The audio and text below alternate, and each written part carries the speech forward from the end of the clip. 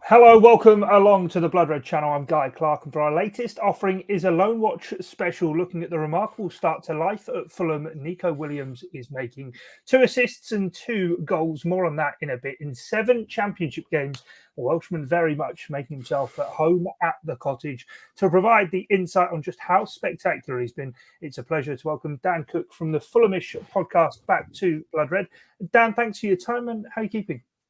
Yeah, thanks for having me on. Yeah, very good. I've been saying to quite a few people, life's quite easy as a Fulham fan at the moment. So it's always a pleasure coming online to talk about us. Yeah, no, definitely. I think I was looking at a stat today saying your goal difference is better than the goals for of any other championship rival this season. And I suppose that's a great place to kick off because Neco Williams has definitely been doing his bit to help that kind of goal scored column ratchet up. Yeah, absolutely. It was he'd been looking like he was getting close to scoring a goal for us over the past couple of weeks. If people have seen, he had quite a spectacular effort from the halfway line at the weekend, which would have been hands down goal of the season if it had just snuck underneath the bar. And then last night, Tuesday night against Swansea in his motherland, he was exceptional and got his first and second senior goal and first and second goal for Fulham, and the second one is well worth a watch. It's an absolute howitzer. Yeah, no, definitely. I know my sort of Twitter feed in particular lit up on Saturday over the weekend with that effort against Blackburn. He's doing his best Xabi Alonso impression. And as you say, he's kind of been knocking on the door, but kind of wind it all the way back to kind of when he started. I know last time you joined us was to talk all about Fabio Carvalho. We will touch on him towards the end, perhaps, but that was around kind of deadline day. And this deal all of a sudden came out of nowhere initially as part of the negotiations for Carvalho. What were your expectations when he was kind of announced as a loan arrival? Yeah, it was an interesting one. It's one actually Fulham fans in the know had been wanting because we had an interesting right back situation where our first choice right back, Kenny Tete, had picked up quite a few injuries through the season. And then on deadline day, our backup right back left us to go to Club Brugge, back to his home country. So we did need someone in that spot because at the point, Kenny Tete was still injured. And so it was very well received. I think people were excited to see what he could bring to the team. And he kicked off, I mean, his first game, he looked really, really impressive. And I think actually he's grown in every game. And I was thinking about this earlier, and we spoke about it slightly with Harvey Elliott, where Harvey Elliott was put into a Blackburn side that played football in a way that suited players trying to come up through the Liverpool system. And I think that's worked perfectly here again, where Neco Williams is slotting into a side that has intentions to play out from the back. And it's worked both for us and him as a player because it's someone who's just bought in instantly to the system we play. Yeah, I mean, I'm a bit of a kind of championship admirer myself and do watch the division very closely indeed. And kind of on what you say there, it seems as though he's been kind of the perfect fit because you mentioned the injuries with Kenny Tete through the early part of the season. I mean, at times, Bobby Decordova-Reid, a number 10, as it were, and last year in the Premier League was finding himself kind of playing in that position. There is very much an offensive onus on whoever's playing at right back for Fulham to really get forward. And Neco Williams seems to have really enjoyed that role in particular. Definitely. And I think one of the things I've been very impressed with Neco is, and it's something that Kenny Tete does a lot, is that he's not one-dimensional. I think you see some attacking fullbacks, they have their go-to overlap, first-time ball into the box. But I think Neco Williams has shown he's got so many strings to his bow. You've got the overlap, you've got the underlap, he tucks inside, he delivers balls from deep. I think it's really pushed us on a little bit in the past few weeks because it's just given us a different arsenal, a different way to attack teams.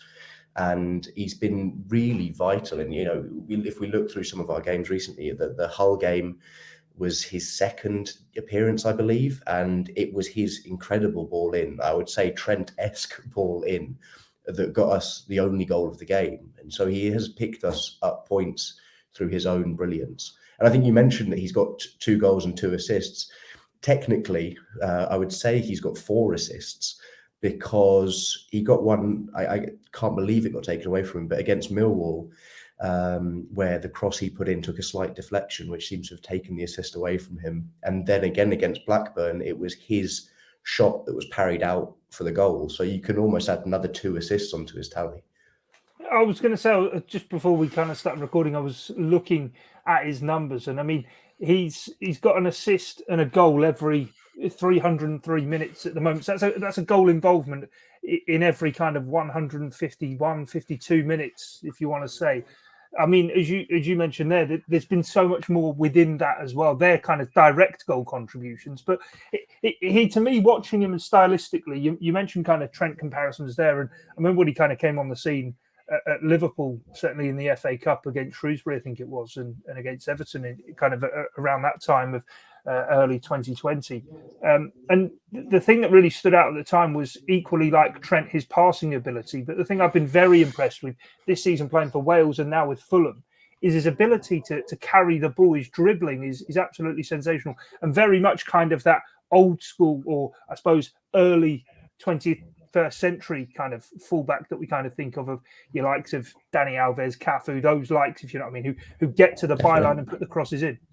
Yeah, and I think it's his directness, and something I love in players is players who can be direct and purposeful when they're on the ball, and he's done it a couple of times this season, and they're well worth a look. I believe one of the times was against Millwall, potentially Huddersfield, where he drove 50 yards with the ball, beating 3 or 4 men, picking it up on the halfway line. He ended up in their box.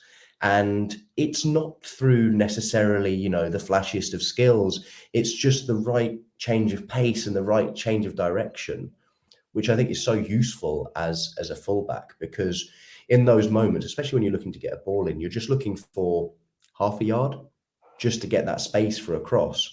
And Neco seems to have that in his lock. He seems to have that understanding of how to beat a man well enough to achieve what he wants to achieve. Yeah, no, definitely. I think it was in the Huddersfield game, a rare defeat actually for Fulham.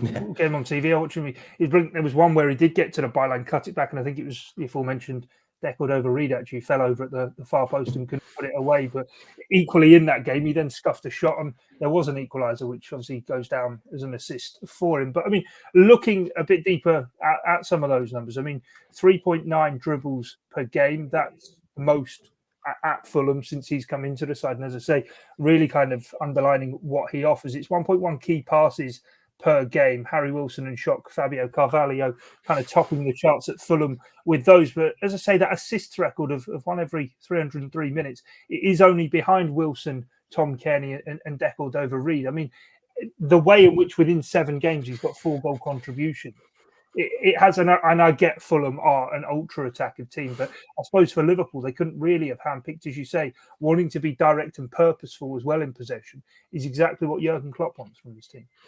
Exactly. And I think even the flip side of that as well is it's not even just in possession up the field. There have been times, and I've specifically noticed it with him, where he will receive the ball in tricky areas in our third. And I think you see it, especially at the championship level, a tendency just to seek row Z and clear lines. But where he's been fantastic, and it's something that I love about Virgil van Dijk and love watching him, his ability to receive the ball under pressure in difficult situations and just play his way out, and just that confidence. And Neco's done that. And I think that's a huge part of how we then end up higher up the pitch with him, is his ability to play out of that and then affect the game in the final third. And this is where it just, those philosophies tie in so nicely, that I think it's just been such a mutually beneficial loan deal. I mean, even going 3 ways, because it's benefited the club, the player, both clubs and the player, which I think is huge. Yeah, he seems to have really got his confidence back as well. I mean, when he first broke in, as I was saying before, he looked really confident. It was kind of like a look at it of, is Kirby just become this fullback conveyor belt for right coming through, which seems to kind of be the way of English football right now. Conor Bradley's also coming through the ranks at Liverpool as well. But as you kind of say there, it's easy to go and find numbers and look at numbers for kind of direct output, but in terms of in game, as you're saying there, defensively inside his own third, a lot with Liverpool is made obviously of how Trent Alexander-Arnold has kind of changed the game of being a fullback stroke playmaker. It sounds as though Neco Williams at times has been trying to add that to the Fulham team as well. Yeah, definitely. And I think it's so important nowadays as a fullback. And I think one of the things we're really interested in as Fulham fans, you touched on Conor Bradley, is that do Liverpool see a pathway for Neco Williams anymore? Because whilst he seems to be ticking all the boxes, and I'm sure that this will have helped his cause in terms of his potential future career at Liverpool, Fulham fans, if you go on Twitter, especially after last night, there's only one thing they're saying, and it's sign him up now, because he has everything that you need in a positively minded team, which is a fullback who is confident in possession, who is competent in defence. And that's exactly what he is. And I think he fits that Liverpool mould and then just by default fits the Fulham mould. Yeah, how has he been defensively? Because that has, with Liverpool, kind of been where the question marks have been. He's got great recovery pace, much like Trent. But in terms of kind of that front foot defending, I know there have been concerns over that. But as I say, offensively, you can see everything. Defensively, quite difficult in the numbers to look into. Yeah, I think his first appearance, I was slightly concerned. There were a couple of moments in his debut where wasn't overly sure. Kenny Tete is a fantastic, especially a one-on-one defender. He's brilliant, but I would say that Fulham fans are very comfortable with him on the right hand side now, and Neco, both offensively and defensively, which is very important because of the need to recover when you're a team that plays on the front foot, the need to be solid in the few moments of a game where you are defending, and he stands out very much in both areas of his game. And I can't think really of many situations in the past 4 or 5 games where I've looked at him and thought he should be doing better there, because I think he's just been very solid. And obviously he is wonderful in attack, and that's where everyone notices his output. But I think as a defender, if you're not necessarily noticing someone's sort of failures, I think that's a really good sign, because it just means that he's doing what he needs to do. Yeah, I suppose it comes back to that point we've kind of made from the off, is that it's a very comparable position of what he would have been used to, I suppose, even in training with Liverpool, of kind of the tempo and where the defensive line needs to be, as opposed to maybe going to a Premier League struggler who he would be back in his own third all the time. But on that, I mean, I was looking at it before and I was amazed actually to see he's still just 20, turns 21 next month. I mean, I did think he was at least a year older than that. But you look at him and what do you think his ceiling is? To me, it feels as though this dropped down. At the time when he was sent out on loan, it was kind of is this maybe the beginning of the end? There were rumblings in the summer that actually he was looking for a permanent move for more opportunities. But actually taking a step down to the Championship, to a dominant side, actually may well benefit him a lot longer term.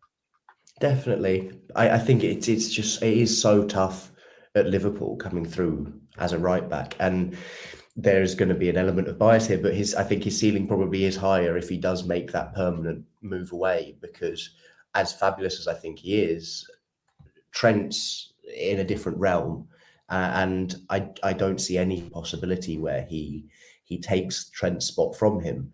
But if given that opportunity to move away, and if he, for example, were to come back to Fulham next season on a permanent, he has the potential to really kick on. And I think you could easily see him at another top 6 club, because you look at all of his attributes, and that's the type of player that these clubs are looking for. Yeah, at 2021, I mean, he's still got so far to go. I think it's such a young age for a defender. I suppose it would kind of almost be, I don't know, an insult to him to be that Trent deputy for the rest of time, because he has proven by far and away now, very much still his tender years. And even when he's been playing for Wales, people have seen a player in there. But as you say, that pathway to regular football at Liverpool, unless, let's not open Pandora's box, but unless Trent moved into the midfield, and that offered him a way in. But actually, I suppose Chelsea have proven it with, funnily enough, right backs themselves, with the likes of Tariq Lamptey and Tony Livramento, who have moved on themselves to other Premier League clubs, that actually it may be more beneficial for Liverpool to, as painful as it may be, see an academy graduate move on to then maybe benefit further down the line in the future with maybe a sell-on clause in a negotiated transfer fee. Definitely. And I think you can see with him, and it's the same with players like Lamptey and Livramento, that their confidence is just so up because they've got this opportunity to play football and they're showing what they can do.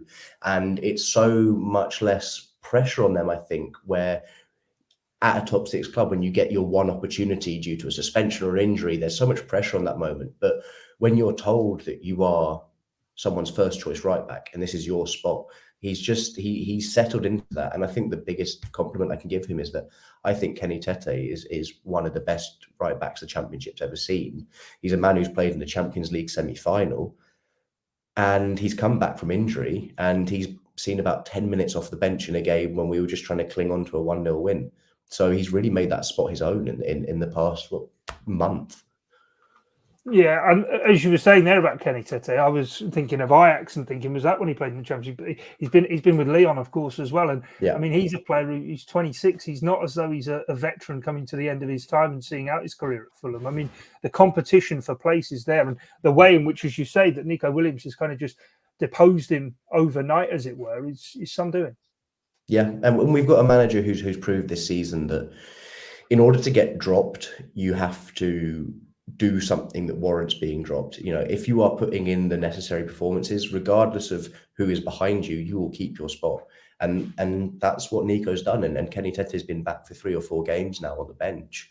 And Neco's kept that spot because he has shown game in, game out that he deserves it. And until he does something that shows that maybe he should be dropped, I think he'll keep that spot. I suppose with Trent, and the final point on Neco Williams, and just kind of, I suppose, fullbacks in general, is it's always famous, isn't it, that line that Jamie Carragher trotted out of no one grows up wanting to be a fullback. But given within certainly expansive systems that like the likes of Liverpool and Fulham play, that when you come up against a low defence, the space for the fullbacks, they have most time on the ball and vision on the pitch to see where the gaps are to pick. So often it was the most limited players playing there, but actually proves that putting someone with the technical capabilities of a Neco Williams, of a Trent Alexander-Arnold, actually, it does just completely open up the game. It does massively. And as I said, against Hull was the prime example of that moment when you have a fullback who has that technical ability. You create a situation and a goal out of very little danger. You know, he was pretty deep. I would say he was nowhere near the edge of the box, and it was a magnificent ball in. And by having such technically capable players, and I think one of the things we haven't mentioned is that actually the partnership he's built up with Harry Wilson has been brilliant to watch because of their understanding of each other. It's where we have unlocked teams recently, and I did a piece on this about our use of cutbacks, and those cutbacks all have been coming through Neco Williams and Harry Wilson, because it's that intelligence and also the technical abilities that allow us to unpick some very deep defences. You get it in the Premier League, you get it in the Championship. You know, teams sit back, and it's crucial if you're going to try and create from out wide to have those players. Yeah, no, definitely. Let's talk a bit about Harry Wilson then, and Fulham at the top end of the pitch. You know, I'm going to work my way to Fabio Carvalho as well. But just on Wilson and Williams and the relationship, it feels as though there's something brewing there between Liverpool and Fulham that is mutually beneficial. Of course, the Harvey Elliott fee had to go to tribunal, and that was something Liverpool really didn't want to have to go through with Fabio Carvalho, which, who knows, may well still happen, may not. We'll have to wait and see how that plays out. But the way in which the Harry Wilson deal was structured, that there's no payment for the first year, and that comes in the following year, which it looks for all intents and purposes as though Premier League money will be being pushed back into Craven Cottage once more. And now Neco Williams going on loan, the interest there from Liverpool in Fabio Carvalho, it feels as though there very much is kind of a template being created there that suits both clubs. Yeah, and I think this is one of the level-headed views that came out the day after transfer deadline day, because I think there was a rush of both Fulham and Liverpool fans. Fulham fans very happy that it seems like we'd done a number on Liverpool by getting in a player on loan and not losing a player, and Liverpool fans thinking the opposite. But I think, if anything, it was testament to the fact that there clearly is some form of mutual agreement here in place, and that there are very good lines of communication, because the fact that Liverpool and Fulham will have known that actually this was getting quite tight and the Carvalho deal wouldn't go through. But for us to receive Neco Williams, I think shows that, if anything, there's quite a strong line of communication and relationship at the moment. And so I would say to Liverpool fans that I think that probably means that Fabio Carvalho is still very much on the cards, because I don't think we would have seen Neco Williams coming in if that wasn't the case. No, and equally, it might play to kind of the wider negotiation, mightn't it? Because at the end of the day, given his tender age with Carvalho, I mean, so long as Fulham have got an offer to put towards him, they will be entitled to compensation. They're not just going to release him, so they will be entitled to compensation. But equally, I suppose with Neco Williams, perhaps it's a try before you buy situation with him. There's the Harry Wilson deal also that's going to be getting done, and actually where the price kind of falls around that, I suppose that's all open to speculation, but definitely one to think about. And I wanted to ask you about Carvalho, and kind of since that move broke down, how's he been getting on? Because I know last time we caught up, you were sort of saying just how brilliant he's been. He'd had a bit of an injury disrupted autumn, but he was just coming back into the team at that time and getting some goal involvements. To me, watching Carvalho, Wilson and Mitrovic, it seems like some kind of championship cheat code. Yeah, it really is. And Fabio has continued to be very, very good. There's been a couple of games where he's not been quite at his best, but I think he's continued his progression. And I think one pleasing thing for Fulham fans is that his commitment hasn't dwindled. He's still putting out 100% effort for the team, and he is still producing results. I think all the things we spoke about, he's continued doing, as we spoke about him being press resistant, but also so fantastic in the press. He showed it last night. He was very dynamic. It wasn't his best game, but he's always got that ability to just change a game when we need it to be changed. I think that's one of the biggest pluses of him, is that having a player who can try and sort of create a situation when there's nothing on, and when you need that sort of impetus and you need someone just to grab the game. That's what he's done, and he's continued to do that. Yeah, no, definitely. And I suppose, what does it say for his mentality that still a teenager, a move to one of the biggest clubs in the world didn't quite come off, when I'm sure he was being told it was going to happen. There was no need to panic, and it was all going to go through, because he was going to be staying at Fulham anyway for the remainder of the season. But I suppose on that mentality point, kind of, has it affected him at all? Because I mean, you can even see with a player like Harry Kane didn't get his move in the summer to Man City, yet he does seem to have had a bit of baggage around that. Carvalho, what's the score with him on that? I really don't think it has affected him. I think he is a very level-headed kid, and I think he's shown that through his sort of footballing intelligence. You see it on the pitch, but also he just seems very, very down to earth. Whenever you see him speak, he just seems like a normal 19-year-old kid. And last night, I think, is a relatively good example, actually, because he got subbed off in a part of the game when we were comfortable. And actually, he was pretty disappointed. People would notice that when he came off, he sort of trudged off. He still wanted to play. And clearly that shows that I think his biggest motivation is helping the team and performing at his best, but also just developing himself and proving himself, because I think he's trying to pull in elements to his game, and I think he's got a good group of players to learn from, because you have players like Harry Wilson who are very dynamic in the final third, but you also have players who play in behind him who have much more sort of playmaking abilities. And I think he's trying to pick up all of those different elements to his game just to improve himself. And I don't think it's with a view of, I want to get my move to Liverpool, or I want to be playing Champions League football. It's just because he's a driven kid and he wants to be as good as he can be.